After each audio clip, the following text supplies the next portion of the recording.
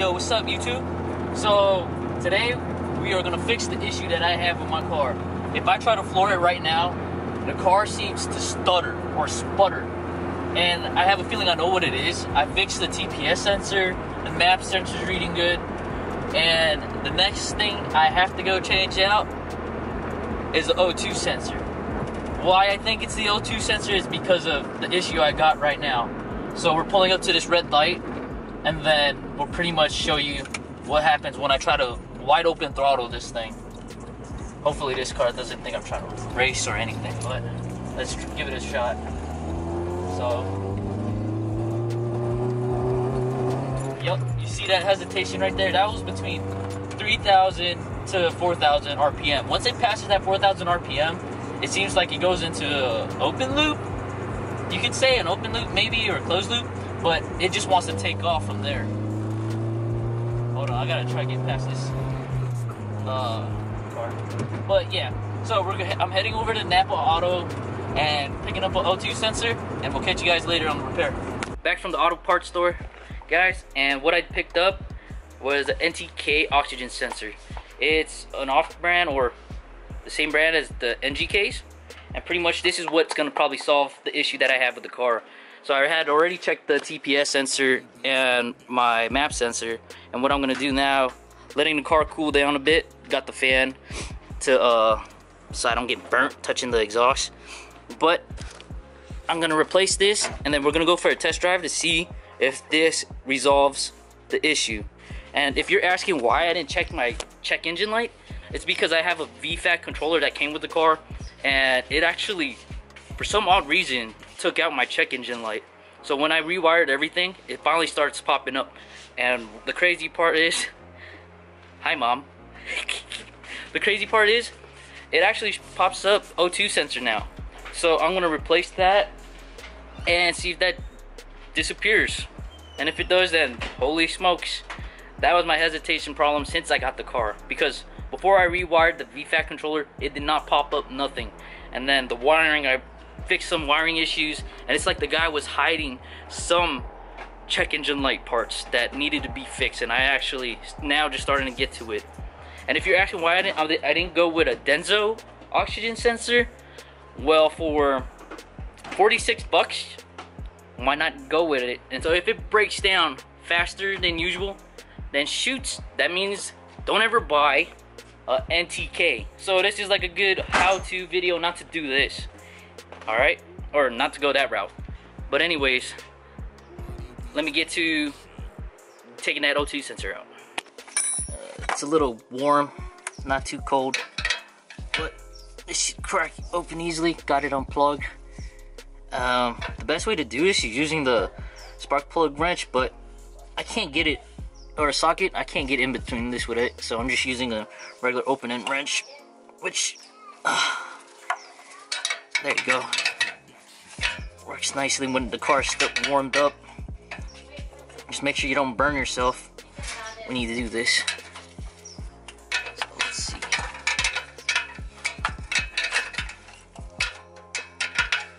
So it said the heater core is burnt or malfunction on this. So let's take this apart. And alright guys, so I got the Denso spark plug or O2 sensor right here, and the NTK right here. Notice the difference on the sensor. One's bigger and one's smaller. So let's see how long this will last and see how much better the car runs with the newer one, NTK. So this one's for 46 bucks. I'll put a link in the description for you guys to check this out if you guys need an O2 sensor.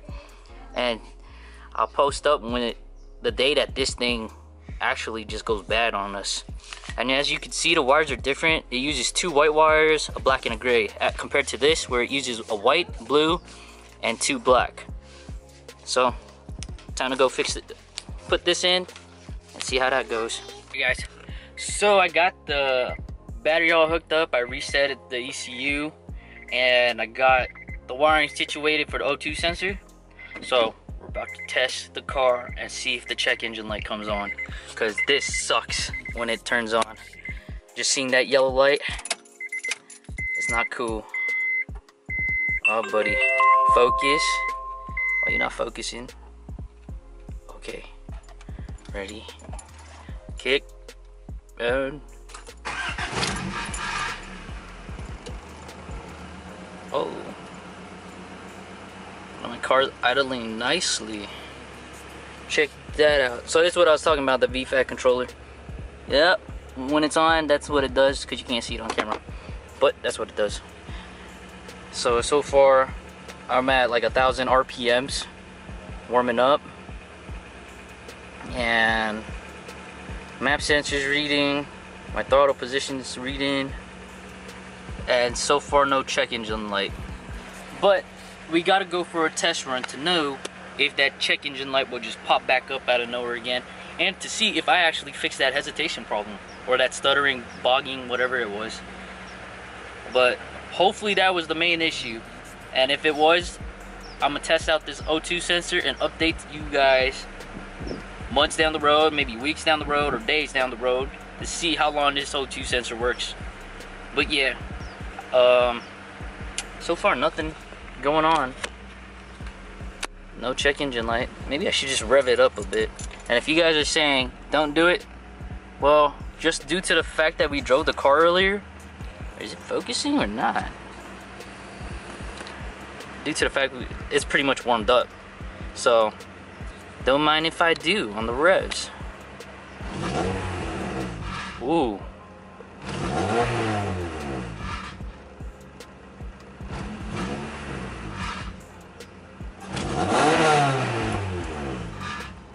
I don't want to be annoying to my neighbors. My parents' neighbors, actually, because our house is on the other side, like 5 minutes away. Oh, now it's bright. Hold up. No check engine light? Okay, so it's been almost 3 minutes. No check engine light. Oh, bam. Look at that. That DC Sport strut bar. Oh, looks so good on the car. Now the only thing I got to do to this car is test run it. So let's get straight to that. So, time to floor it. See how it goes.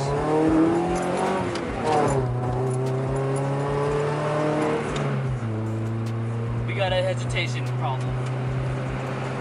That sucks so bad. So the O2 sensor did not fix it, but another check engine light came up. I'm about to check. I'll check the code when we hit the house and see what the issue is. Because so far, the check engine lights told me one thing, fix it, another thing comes up. So we'll see what that says. But right now, we're in it.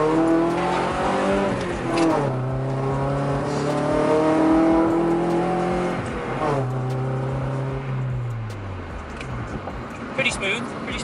So the O2 fixed it just a bit, but there's still something making it pop, not want to go. So I'll catch you guys in the garage. So my car still hesitates, and I checked the check engine light, I disconnected the battery, and I'm checking my P13 ECU right now. And there was this black wire that was hanging loose when I was reworking everything, and I did not know where it went, so I just left it unplugged. What's shocking though is it never threw any code until I replaced this O2 sensor. Now that I replaced this O2 sensor, check this out. It's time to rewire this. I followed the wire back out to the engine bay, and it went under the intake, and I believe this is the NOx sensor wire. So I'm gonna hook this back up to the D plug in the right pin, and hopefully I could find a spare pin that I have laying around somewhere from my old project. So hopefully this knocks it out. Alright guys, so we're about to hit the freeway. Now we're about to go wide open throttle. Second, drop the gear, second gear pull right here.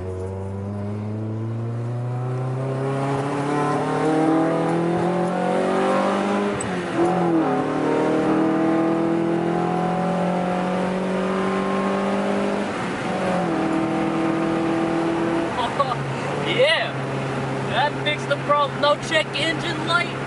Woo! That felt so good. Yep, that was going up to 70. No check engine light. The pull was smooth all the way across. I definitely do need to get what do you call it? Get this car tuned for sure. But this car is pulling. Oh yeah, that felt so awesome. knowing that there's no hesitation no more. That feels so good. The hesitation did disappear, changing my O2 sensor and rewiring that NOx sensor back to where it's supposed to be. So if it was me by myself in the car, I probably would have pushed it a lot harder than I did with my girl in the car. I didn't want to feel responsible if anything happened, you know, because when you're the driver, you're responsible for anybody that's in the car with you. But back to the car, sitting nicely in the garage. I can't wait to get this thing tuned with a P28, maybe a P75 or a P72 from what I heard, because this car could push a lot harder with all the parts that's on there. I haven't looked under the valve cover yet to see if it's cammed.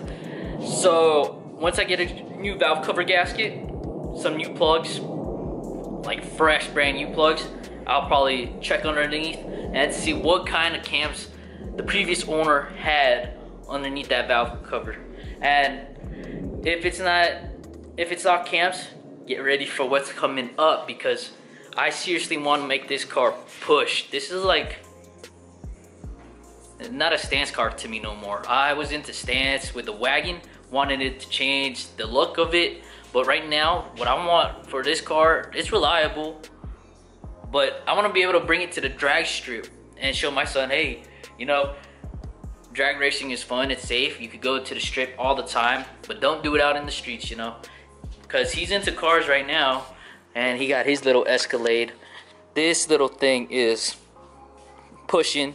I put RC car batteries right into his car, so it hauls, and he likes the speed of it. Check this out.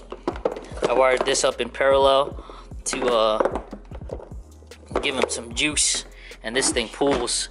And if people ask, oh, you're gonna kill the motor, psh, it's been a year with this thing.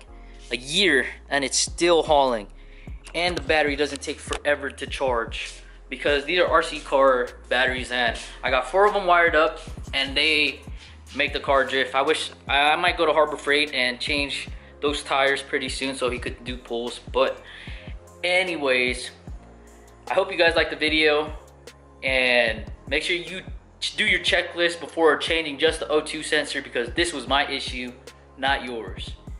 Well, my issue for my car and not your car. It could be different.